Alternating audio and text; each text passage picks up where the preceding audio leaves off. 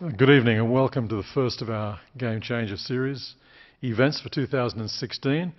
Now, as you know, as has been clearly explained to you, this is an initiative of the Queensland Business Leaders Hall of Fame. This is where you get the opportunity to hear nationally and internationally recognised entrepreneurs and business leaders speak to how they build their companies, reinvent themselves, inspire teams and achieve remarkable growth outcomes. Now, Jamie Pherous is the founder and managing director of Corporate Travel Management, CTM. He's a CEO who delivers, and you'll understand that from the conversation that we're about to have. Now, starting in the mid-1990s, CTM has grown from a small travel agency in Brisbane to a $1.4 billion company. And this company is focused, of course, on the corporate travel market.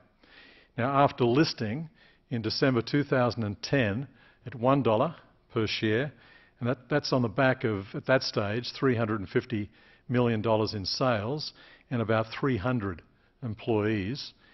So it's now trading, 6 years later, now trading at around $14 per share. And it's one of the top corporate travel companies in the world with over 2,200 people. So CTM looks after clients across 23 countries, overseeing the business from the same Brisbane office building it started from with 2 employees in 1994. It's just a remarkable growth story. And so please welcome a true game changer, Jamie Pherous.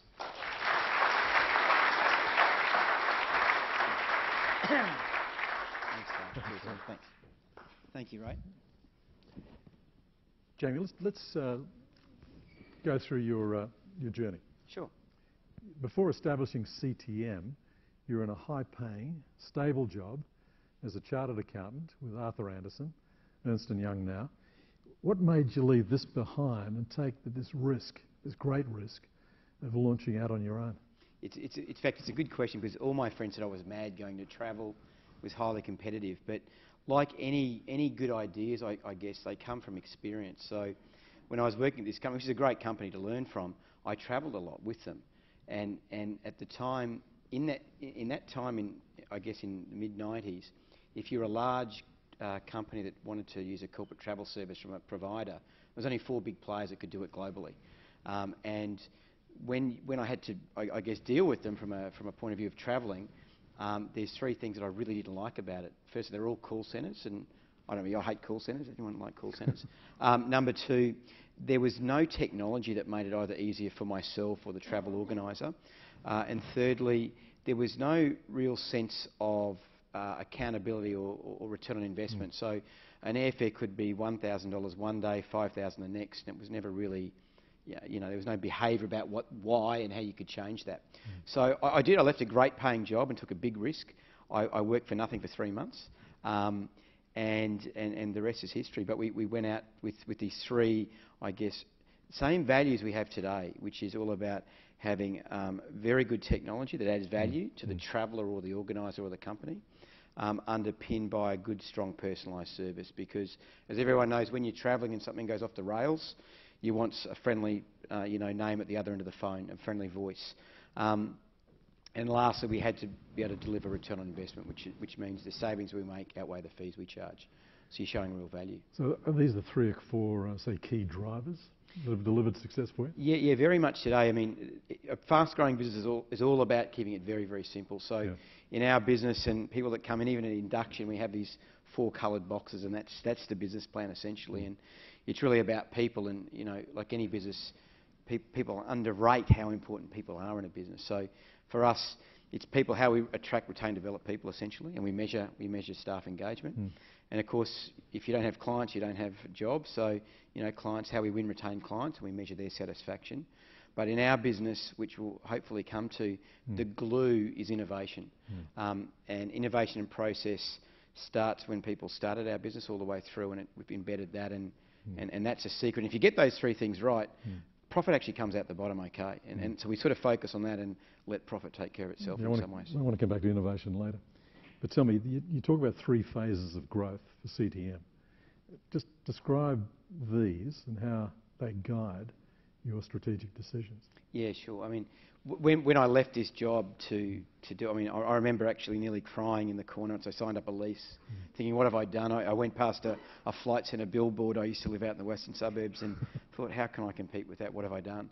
But phase one was demonstrating, really to myself, that there was a root case that business clients could use someone. And that started off in Brisbane. And then as we grew and the clients grew, we sort of grew with them around Australia. So we got to the point where we could prove that we were the point of difference to the global travel managers on a national scale. Phase two was to see if that would work overseas, and everything we do was a test case. So we went to New Zealand first because it was a great test case. It was certainly a different culture and different needs, but we weren't going to fall over if it didn't work. So we proved that worked, and then the next thing was really then expanding that out as North America, Asia and Europe, because customers said to us all along, said, look, you know, if we could get the sort of service we get from you guys overseas, that'd be great. Would you go there? So that was phase two, was mapping out the expansion, which always takes a lot of risk and money. And phase three, which is the fun part now, is the game's on. We're where we need to be, and now it's about, I guess, expanding the platform and the value proposition and winning market share now globally, and it's fun. Well, let's talk about a little bit more anyway, about building a global network, right? Now, CTM, you bought companies in the US, Asia, and the UK, and as of August last year, about half your profits, I think, were coming from overseas. Just describe your strategy, why the timing was right for CTM to break into the international market, and just how you went about it.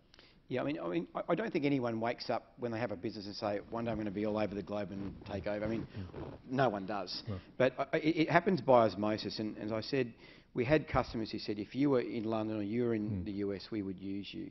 So our philosophy is still the very same, and if you think about where global companies fail, one of the two or three key ways they fail is they don't really account for a local culture. So service and how people want service delivered is very different all over the world, in pretty much every industry.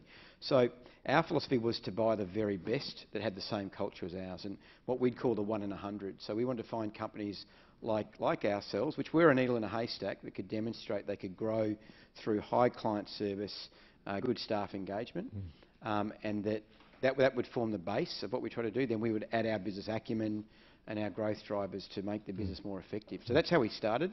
And once we're set up, then once we've got the right scale, then we just apply all the business methodology and learning to grow that business in that market. So you signed a deal to buy the California-based Montrose Travel in late 2015. You've just purchased it's hard to keep up with you. Yeah, I've been pretty busy shopping, actually, corporate shopping, yeah. And you just purchased the Trevisan Group in the US.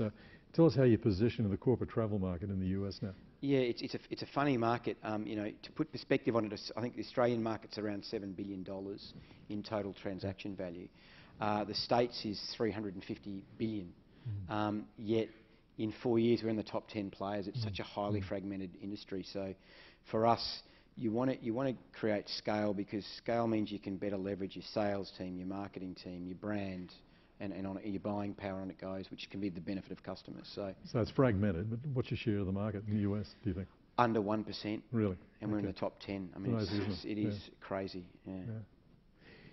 Do you still remember the day you first snagged your first corporate client?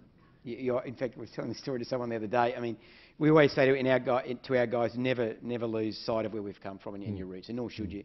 But you know, to leave a job and have no money or nothing behind us. I remember we could do was hit the streets and cold call, and I remember at the time we had our first big client, which is a coal company, and their annual spend was double the size of our whole business in a year. So it was a pretty exciting moment when we got the first call to say, can you go and book this? And I remember talking to our team. It was a pretty special moment, because it was I remember saying to them, we will never let you down, and that was our philosophy from there and then. And they've stayed with you since? Well, they've been bought out in this day and age. How many people last this long these days? But yeah, they were our very first major customer that were with us to the end until they got bought out. So and amalgamated. But yeah, it was a fantastic. And I've always got a soft spot for the people that made that decision at that company. If you look at the financial year 2015, it was a strong year for CTM. You grew 74% organically and made 4 acquisitions. And in a year where the mining industry slowed down, obviously there are a range of other hindering factors, but there's something very right in the CTM business model. Now just tell us what it is. Yeah, I think it comes down to our strategy. I mean, the thing about companies that everyone forgets is you've got to grow. Because anything can come, a curveball can hit you from anywhere. I mean, you take the resource prices. I don't think if you went back 5 years ago, anyone in their right mind would have said that oil would be at this sort of price today, as an example. So our model is unashamedly about winning and retaining customers, and that's what we do. And everything we do in our day is customer focusing to make those things happen, so that when things in the economy that you can't control don't go so well, you're still going well. And I think that's the key. And what I'm most proud about our business, even since listing in 6 years, it's been pretty tough.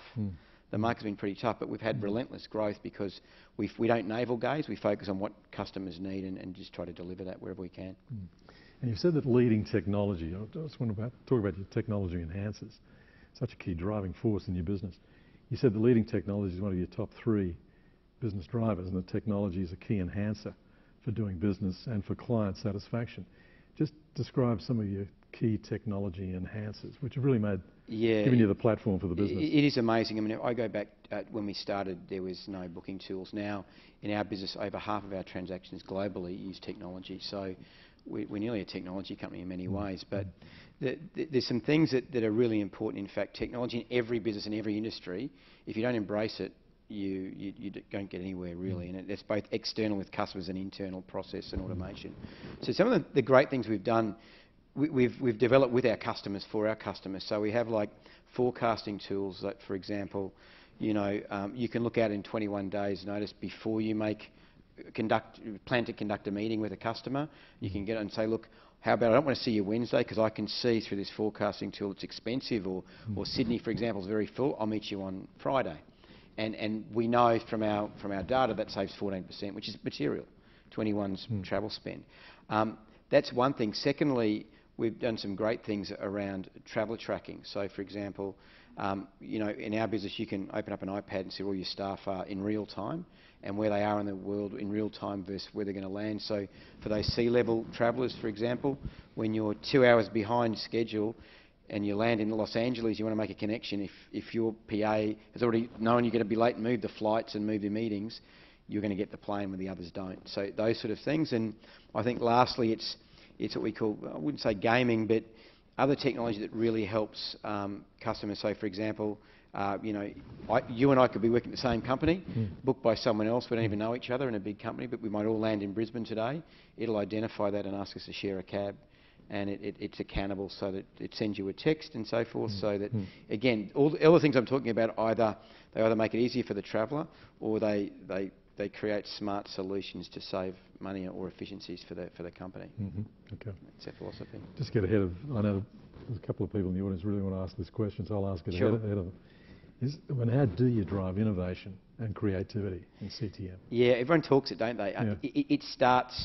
It's got to be embedded, and for us, it starts at induction. It's one of the first things we talk about, and it's a key driver. So everywhere in the world is tied to innovation, but you've got to live it. So in our business, we have leadership roles that are external, which is customer-facing innovation, and internal, and their role is to facilitate with customers and our dev team what are the needs and what would you like to see and how we develop that. So from an external point of view, we've got feedback loops that are formal, we beta test with customers, we have surveys. Same thing goes internally, so it even starts in induction at our company. When you come in, we challenge people to say you've got 2 choices. You can come into our business and do a great job, or you can come in and make a difference to your peers and to the company, and we highly value that and reward that. So again, we've got internal innovation champions all over the world, and their role is to find process, just to automate things that really frustrate our staff or add no value to a customer. So they've got more time to service. And it's an obsession in our business, and it needs to be because things are changing. Is there an area of digital disruption that you're excited or maybe concerned about? I mean, you've just launched Flybuys Travel, and which is very disruptive. So tell us about how this fits into your digital transformation strategy. Yeah, it was again, it's a natural play where we have great technology, and we're very opportunistic at our company, and we often think about where have we got competitive advantage, we can use that. And with Coles or Wesfarmers, they're a great corporate client, a very progressive client that as we understood, had a huge database of engaged customers and had the marketing nous and the will to want to drive drive outcomes. So typically for us, we saw that, which is a great asset that that's great to partner with. We have the technology and the buying power. So I think by putting those things overnight, it's a world first for a customer to have their own travel site. We felt that in a split second it should be very compelling, and it's only early days, but yeah, it's a really exciting opportunity. It's making waves. So we're getting some mean phone calls, which is good. It's great. Yeah, it's great to hear. Just describe your appetite for risk. Yeah, I don't think I think I'm more risk averse these days than what people would think. But people would say I've got a big risk appetite. But what I've learned over time is that if you don't make mistakes, you're not pushing boundaries. And as long as ideas that come out, you set triggers like that you can pull out when things aren't going their way. So we've got a pretty formal process internally that we've got milestones and triggers, and at each point, if it's not working, we get a team to collaborate about how we can improve that. And if it's still not working, we pull it and go to the next one. Because after all, in any company, there's only so much R&D money to go around, and you want to put that in the projects that add most value to customers. And the Australian Financial Review listed you as the fourth top CEO who did deliver in 2015. Tell us, what makes a good leader? Describe some of the leadership attributes you think works, some of the leadership strengths. Yeah. I mean, I won't go to the standard cliche ones. I think, though, that good leaders empower people and take people for the ride. And I think that's a given. But I think what's most important is with success, you never take the credit. You pass that credit on to your peers. And when something doesn't go wrong, you take ownership of that. But then it's more about how you can learn from those things as well, and putting that learning process back through a business. So to me, I know that my guys laugh at me. If I'm anywhere in the world and I'm in a lift, I'll always ask our staff, what are we doing right and wrong?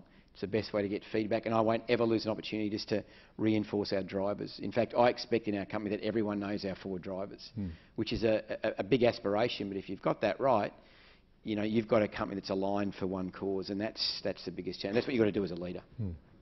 So if I asked your team members, tell me about Jamie, how would you describe him? What do you think? Who you talk to, Ray, I think. What do you think they'd say? I think typically they'll say I'm relentless about goals and achieving and executing. I think they'd say that I'm very fair. However, if we're very open and transparent community inside the business, that if you try to cover a mistake, I'm probably a little psycho. But then that's healthy too. We want to reinforce. Often when something doesn't go right, people are always amazed about how calm I am, because we use it as a learning tool, because we want to encourage mistakes or innovation.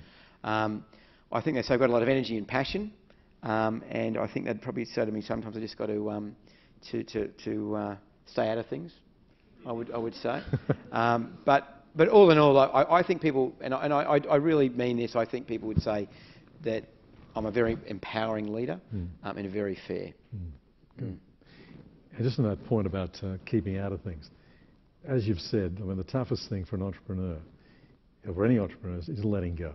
Yeah. And just handing over control to your people.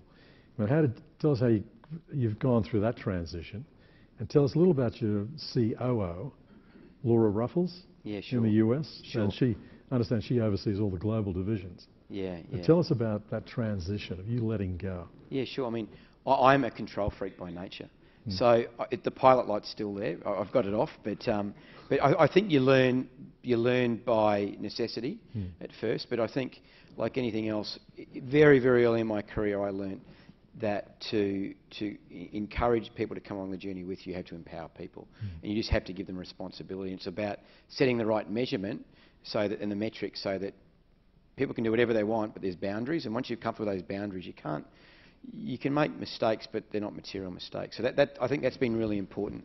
And it's a cliche, but you do surround yourself with great people. I mean, the art is to in my management team, the whole group's complementary of my skills.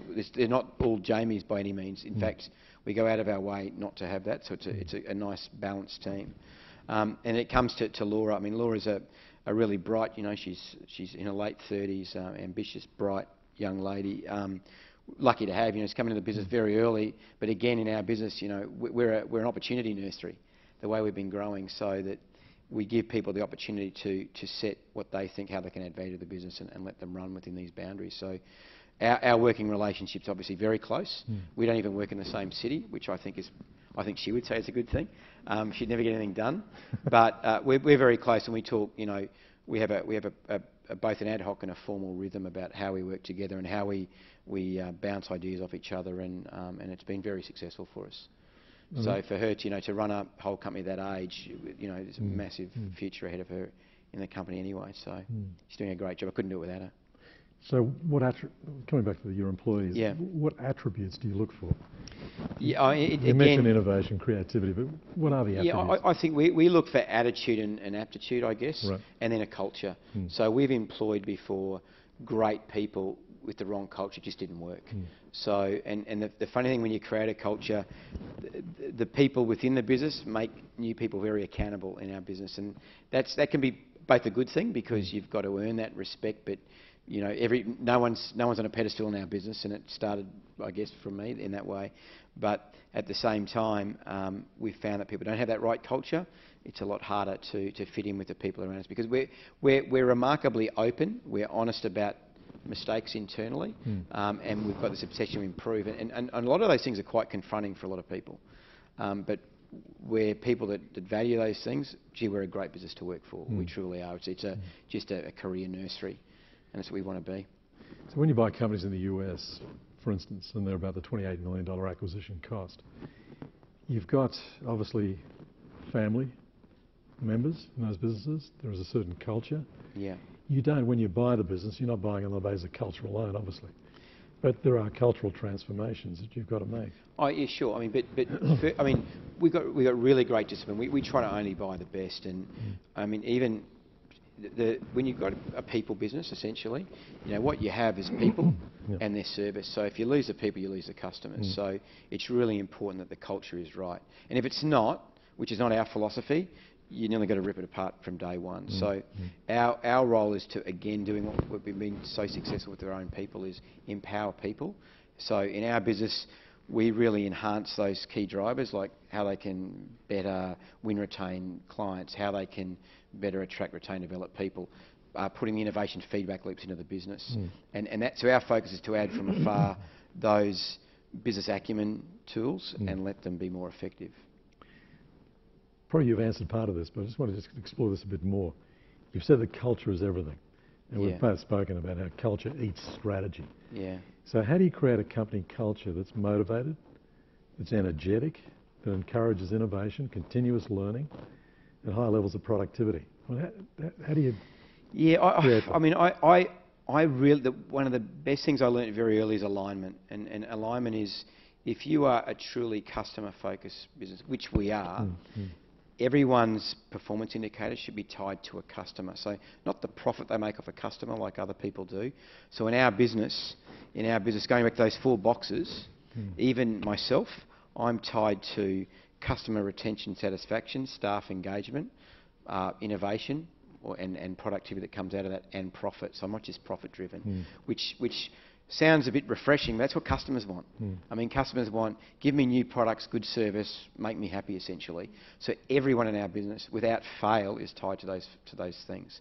And that alignment means that everyone's chiming the same way, and they're focusing on, what am I doing to make a customer more satisfied? What am I doing to innovate either a customer-facing tool or internally my peers? And that itself generates that community feeling and that obsession about customer facing, because everyone says they are, but if you go inside any company, you can pretty much tell very quickly if they are or they're not. And we are, and we're set up that way, and all our alignment and metrics and bonuses are tied that are customer based. So our customers tell us, what do you really value about for example, the travel consultants that do all the all the work, the really hard work to keep customers on the road. Typically it's turnaround times, giving options, going the extra mile, being courteous and happy, and being responsive. So our guys get remunerated on that. not on the profit they can eke out of a customer. And that by itself lends itself to longevity, to sustainability, and that's our business model. Because about, winning clients is really hard, so when you've got them, you want to keep them. Do you bring your clients into your strategic thinking? Yeah, we do. We particularly in our beta testing. So we will have different formats all around the world at C levels to sort of share our philosophy and what we're trying to do. But we also have clients in each region that our beta testers. So the ones that we find that are really progressive and curious, and we get them involved in the process and how we can develop things for them. And there's been some most remarkable tools we've developed that we would not have been able to even think about if it wasn't for our customers. So it's a great story. So what's next for CTM? What's your growth strategy from here? Oh, we've got a long way to go. We really do. I mean, our goal is to be the very best wherever we go in the world, without fail. And whilst in this market, I think now we're the second biggest. I think in this market, in other markets, they're so big, they're so huge that we're 1%, and that still can be big in these markets. So it's a big world, and we want to slowly take it over, one step at a time. So you're a married father of 5 boys. Yeah. You've got who likes to surf, goes skiing, and while you're a contender for the next BRW Rich 200 list, you don't want me to mention that, but you were quoted by the Sydney Morning Herald as saying, "Look, I'm pretty normal. I'm just not that material." So if the wealth doesn't matter, I mean, what's driving you? What is it? What makes the job fun for you? Yeah, it's because I think. Yeah, if you're motivated by wealth, you do the wrong things. And if you're motivated by wealth, I probably wouldn't be here now. I'd be, probably surfing and skiing every day. But I'm not. And I've always been motivated. I'm goal driven. So we've got a goal in mind about size and sales and profit and other metrics that I think it's the 4th or 5th now that we're going for. And we just keep resetting those things. As again, I want to be known as not just a Brisbane-based or Australian-based company. I want to be known as a truly best-in-class global company that just happen to come from Brisbane, and that's my aspiration. And we've got a long way to go to get to achieve that. But we tend to be doing all the right things as we're grinding out that outcome. Yeah, that's what motivates me. So I'm going to come and ask questions of you shortly. So what we've got, I'll come in after a couple of questions. We've got microphones around the room, so if there are any questions, please put your hand up. I'll come to you very shortly. You see, 15 hands went up. See what I mean? Just before we get to the questions, why keep your headquarters in Brisbane? Yeah, I guess you're a global player. Yeah, I guess the question is why not? I mean, you look around, look at the facilities here. It's a great city. It's nice to be off the radar, actually. Yeah.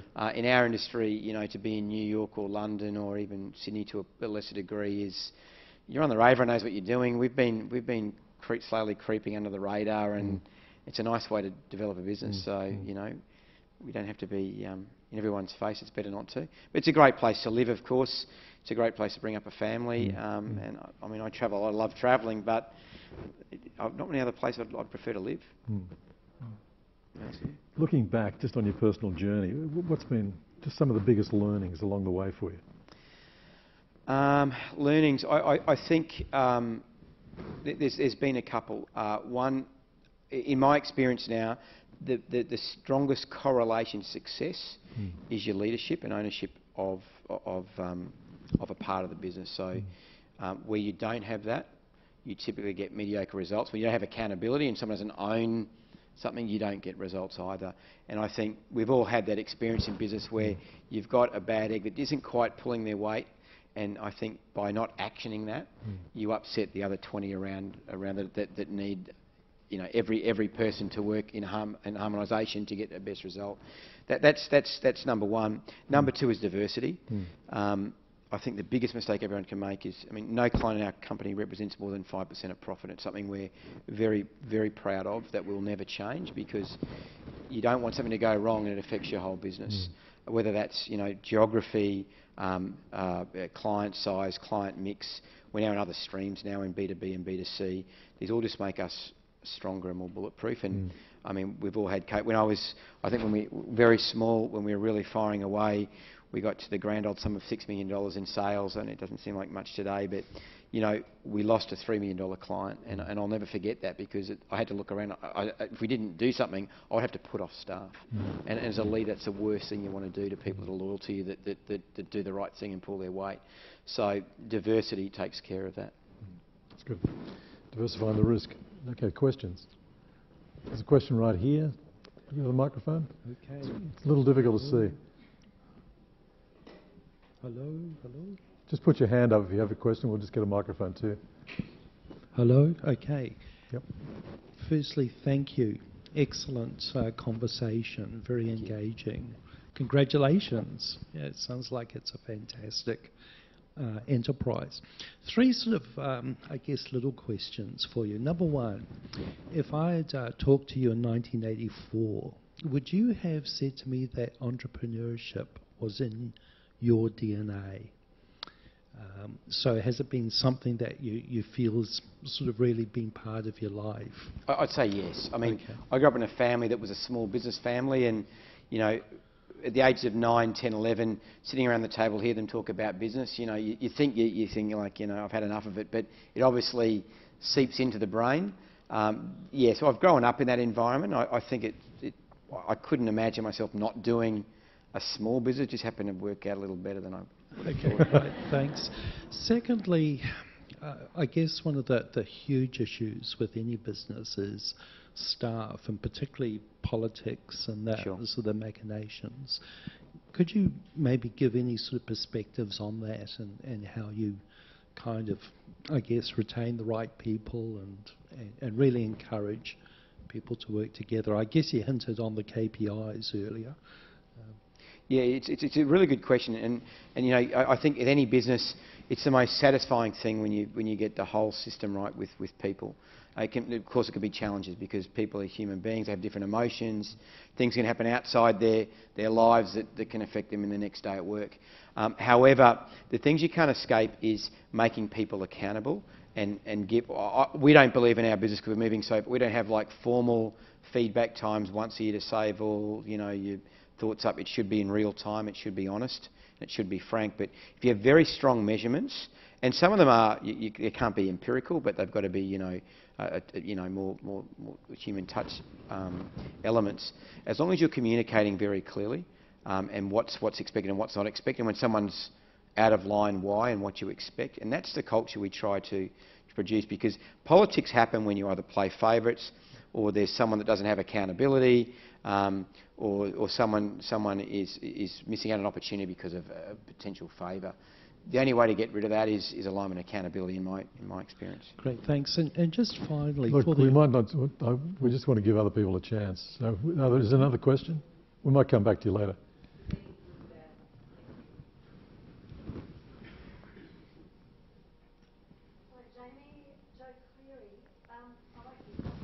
Oh, thank you, Joe. Thank you. Yeah, thanks for showing me up Yeah, here. thank you. Jamie, have you found any innovative solutions and disruptive technology or innovation locally, or do you have it? No, we do it all here, and I'm proud to say that. We used to have our own developers in China and offshore, and I've got to say that we made the choice, although it's more expensive. We got better results by bringing everyone into an incubation nursery, so to speak. We've got all our developers in one area, and we've embedded them with our business, so they sit, which was a bit confronting for them in the beginning. They sit with our operational staff, our account managers and sales, so that if you're really going to embed innovation and feedback loops, that's the way it works. So we're really proud of that, and we sit them all in Sydney because we think that we can get enough talent in Sydney as a population size and pool. And we're getting better results because the way they collaborate, if you go into that area any day, you'll see a customer in there, or you'll see them meeting and talking to our peers and the rest of the world about feedback loops and what they can do. And you know, the way these guys do sprints and things, you know, we're doing things daily. It's been very successful for us. So it goes again with our philosophy. I don't like call centres and offshore call centres. You know, it's without a doubt it's more expensive, but we're getting much better return, which clearly outweighs the expense of that team. Another question here, isn't it? Me? Oh. Yep, please. Yeah. Hello, can you hear? Yep. Hi, Jamie. My name's Kanchana Bishop from Trihelix Group.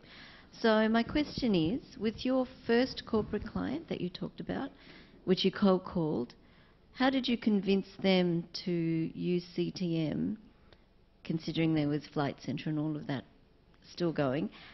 And how many meetings did it take? How long did it take? Yeah, I was pretty relentless. I didn't give up. It's sort of my makeup because I was desperate to be successful. I left a good paying job. I wasn't earning any income, so I think that also drove me. But it was just more about like anything. I mean, people in some ways overestimate technology. Human touch and having someone's in a safe pair of hands that you can rely upon. I mean, travel can be highly emotional for people, particularly if you get stuck on the other side of the world, your bag doesn't turn up, which has happened to everyone, it can be highly emotional for certain people. So the key is that you are an expert and that you're going to do whatever it takes to make sure that when they're travelling, nothing goes wrong. And that's how we started. And quite frankly, those same values apply today. We're still really upset when we lose a customer. We don't like losing customers. We try to keep every customer we can. And that's, again, it's something that's, again, enshrined in the business because people want to work for us for that reason, because we're customer facing and they're tied to customer retention metrics. There's a question just here, is it? And we'll get John in the front row if we could with the microphone. Thanks. Hi, Jamie. Sorry for the broad question, but what advice would you give to a young entrepreneur looking to make it in the international scene? And please speak from the heart. Yeah, it's a good question. I mean, firstly, you've just got to be relentless and really believe in what you're doing. But these days, there's so many ways to do your homework with peers. Like you'll find that anyone that's sort of been successful will always open their door to someone trying to do the same thing. And you should use a network within this network and any other networks, because I've got to say that's what I did, and the best decisions I made was actually from people's mistakes, to be honest with you. So I think the more you do that, the better. But just to have a plan, and to me, as long as you've got to find where you've got competitive advantage. You can enter a competitive business if you think you've got things or attributes that you know or you feel that a customer will find unique that adds value. You look at travel; it's a really competitive business, but we've done well in that, and we continue to do well because we believe we've got some value, some really good value proposition. But from that point of view too, before we went overseas, I spoke to a lot of people. I mean, Australian companies don't have the best record of going offshore and making it work. Thankfully, we have, but I can tell you because we speak to a lot of people about what not to do as well. John? Jamie, to my mind, what you've done is mind-blowing, frankly, and thank you. And I'm sure that you have a very happy shareholder base, of which I'm a small one. But shareholders can be, individually and collectively, particularly institutions, can be an awful pain. And seeing you trying to deal with such people, and they're going to want to talk to you, I'm sure, most of the time,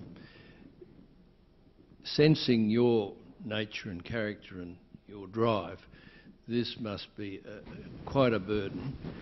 So I'm interested to get some insights as to how you, notwithstanding your wonderful success, how you keep them happy, because they're often can be impossible to please.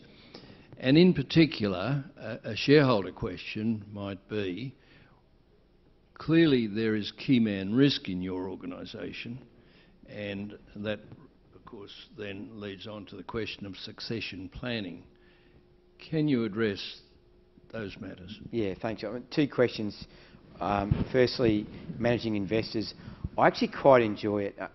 People say I'm sick in the head, but at the end of the day, all you're doing is articulating your business model, which is what I do every day internally. So to me, they go hand in hand. If you can't do one, you probably can't do the other as a leader anyway.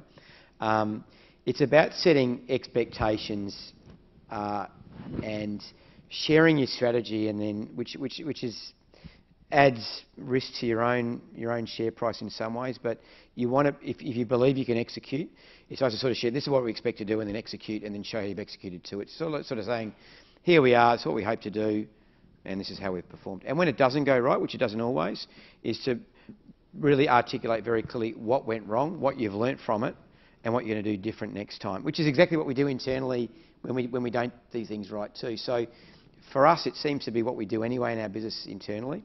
And your second question about key man risk, succession planning is everything. And In fact, we've just been in a business planning session today for FY17, and it's been a highly successful part of our people box in our business.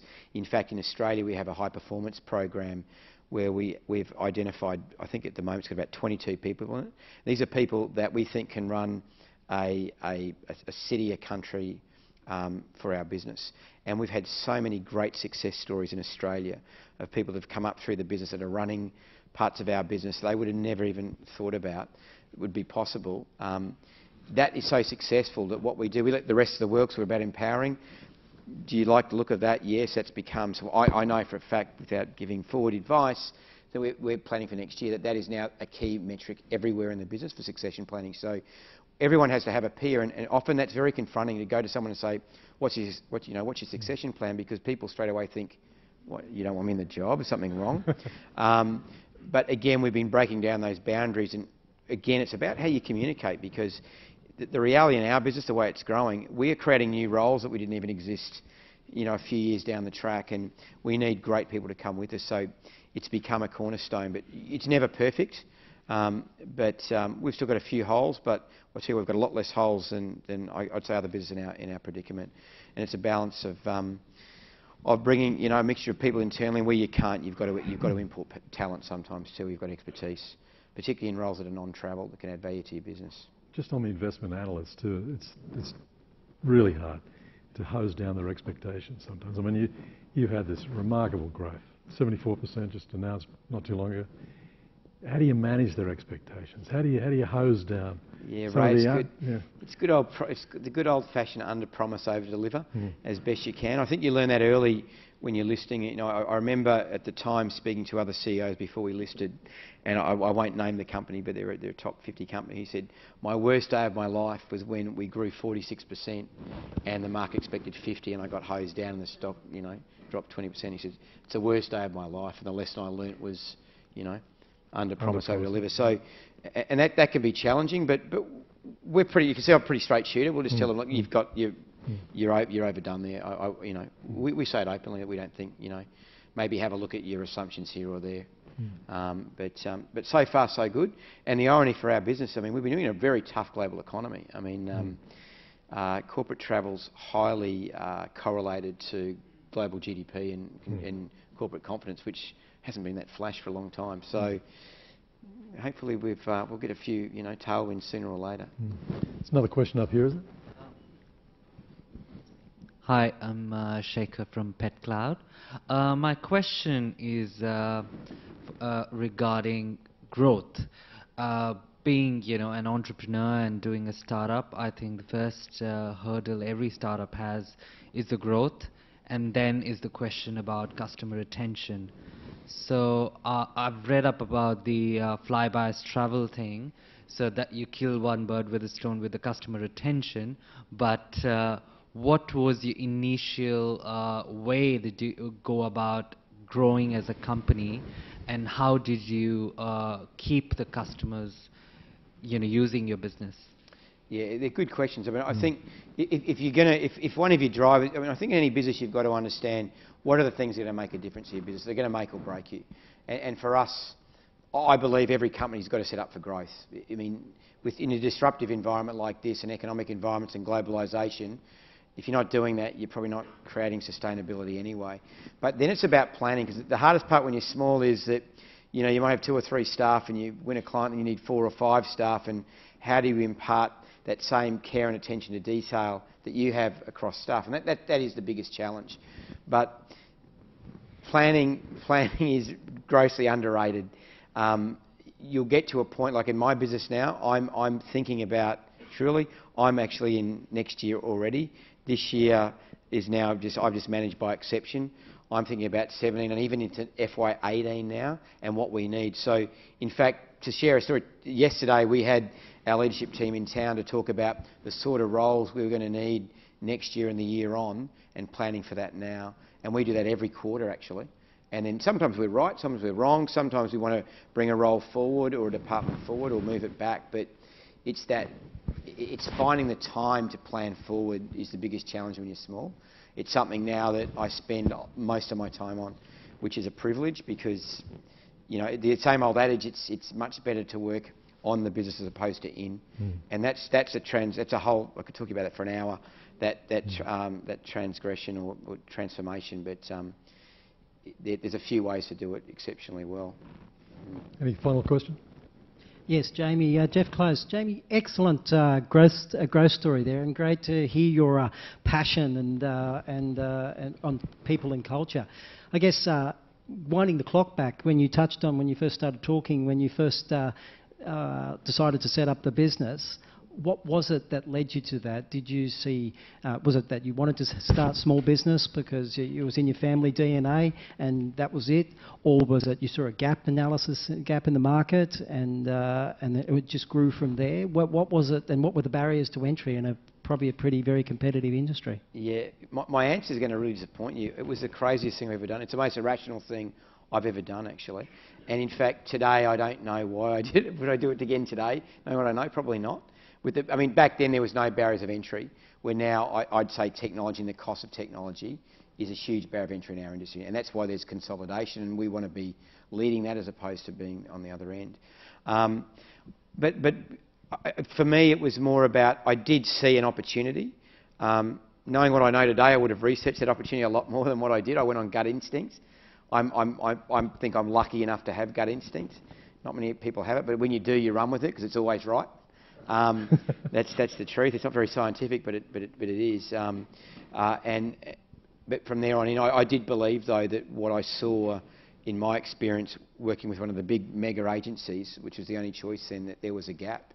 And then probably because I was young and just relentless about bashing through, I think, more than anything else. And like I said, but I was lucky. I came from a business where I looked at other businesses, so I had a minimum level of understanding of how to do a gap analysis and a SWOT and how I could seize on the opportunities we had in front of us.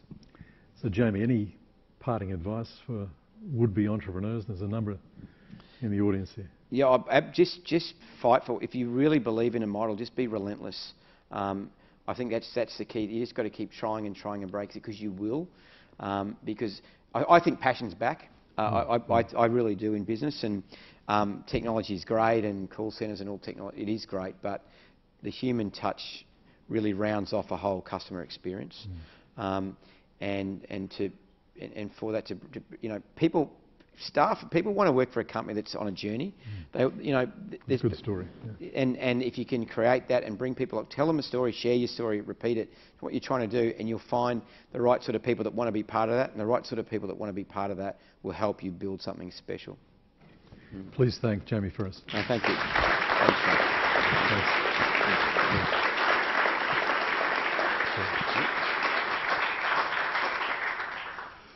Thank you so much, Jamie, for your authenticity, your generosity with sharing those lessons learned. That was fantastic. I think there was so much gold in what you've shared with us tonight. So a true inspiration. I certainly feel like we'll all walk out of the room here today with something that we've learned that we can take forward into our professional journeys, whatever they may be. Thank you, Ray, for guiding that conversation. It was brilliant. I suspect we could have gone for another couple of hours. It was truly engaging. So once again, thank you so much. For those of you that would like to revisit the conversation or share it with friends or colleagues, the webcast and transcript will be available on our SLQ website within the coming week. And can we once again thank you all again for being here tonight and supporting Game Changers in the Queensland Business Leaders Hall of Fame. We'd love to see you at our next Game Changers conversation on the 14th of June, where Ray will be speaking with Bruce Wolfe, who's the Managing Director of Conrad Gargett, where he has led some of Australia's largest and most innovative building projects in both design and management roles. And Conrad is indeed an engaging and inspiring and humorous speaker, so that'll be one not to miss. So please join us then if you can. And I'd love to invite you now to join us on the Queensland Terrace for some refreshments, supported by our generous sponsors Cloverley Estate and the Newstead Brewing Company. And just in closing, can we encourage you tonight to join us in the networking, as I've said, and get to know at least one other person here tonight. You never know where that connection might lead and what game you might change. But I suspect that if Jamie is able to stay on with us for the networking, that there'll be a good crowd around you, Jamie. So I'm sure you'll have many questions and people keen to hear more, because it was absolutely, once again, truly inspiring and engaging. So once again, please let's join and thank Jamie once more this evening.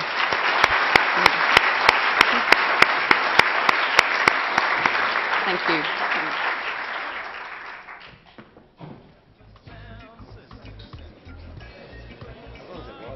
I never know, you know, I just try to be...